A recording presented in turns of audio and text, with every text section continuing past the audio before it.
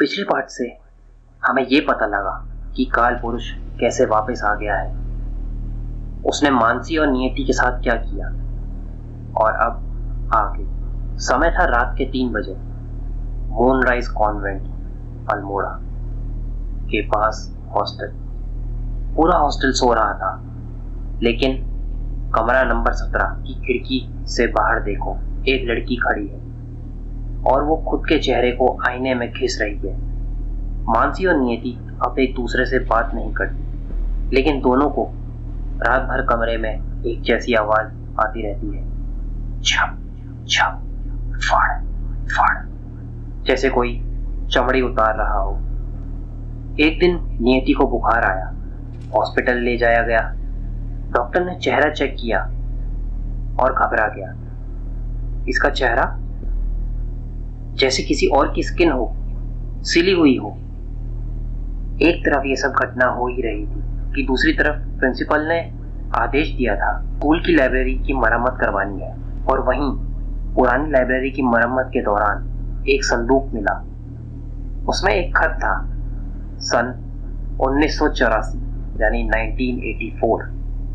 उसमें लिखा था, काल पुरुष एक आत्मा नहीं, एक विचार है। वो हर 100 साल में एक लड़की के जरिए वापस आता है, जो पढ़ाई में तेज हो, अकेली हो और सवाल पूछती हो। वो चयनित होती है। उसके जरिए काल पुरुष इस दुनिया में लौटता है। उसे किताब चाहिए और किताब के साथ चेहरा, ताकि वो मनुष्य बन सके। इस तरीके से हमें ये पता चलता है कि रेखा चयनित आत्मा थी। उसने काल पुरुष की वापसी नाम की किताब पढ़ी थी। वो जीत नहीं पाई, पर किताब ने उसे जीत ली। जब सरिया लगने से उसकी मौत हुई, वो मौत नहीं थी, वो उद्घाटन था। काल पुरुष ने उस क्षण रेखा को लिया और नियति को चुना, पर बीच में कोई था जिसने रास्ता बदल दिया।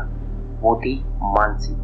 यहाँ पर एक फ्लैशबैक आता है, रेखा की मौत के ठीक बाद। जब रेखा का अंतिम संस्कार हुआ, उसी समय मानसी को एक सपना आया था, जिस वजह से वो वहां छिपकर पहले ही पहुंच चुकी थी। वहां उसने किताब को चुराया, लेकिन क्यों? क्योंकि वो खुद चयनित होना चाहती थी। उसने पढ़ा कि जो चुनी जाती है वो मृत्यु के पार जाकर हर सवाल का उत्तर जान सकती है। अब हम वापस वर्तमान में आते हैं।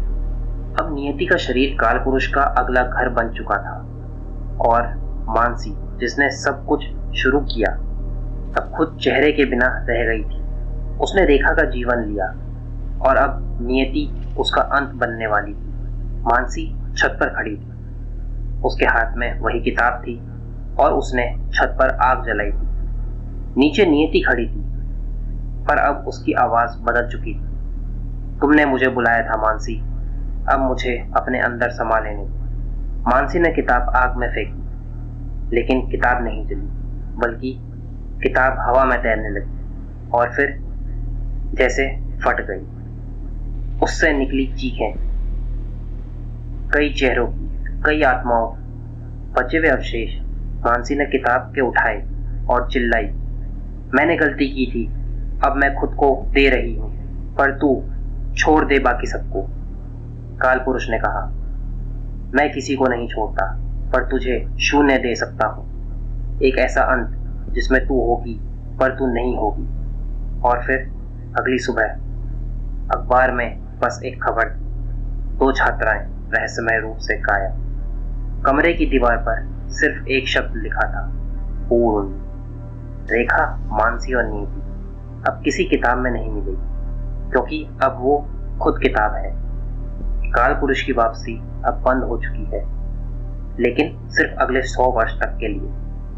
अगर कभी किसी लाइब्रेरी में एक बिना लेखक वाली किताब मिले, जिस पर सिर्फ 3 लाल अक्षर हो, मृत आत्मा का द्वार, तो उसे मत खोलना, क्योंकि अगली बार वो तुम होगे जो पढ़े जाओगे।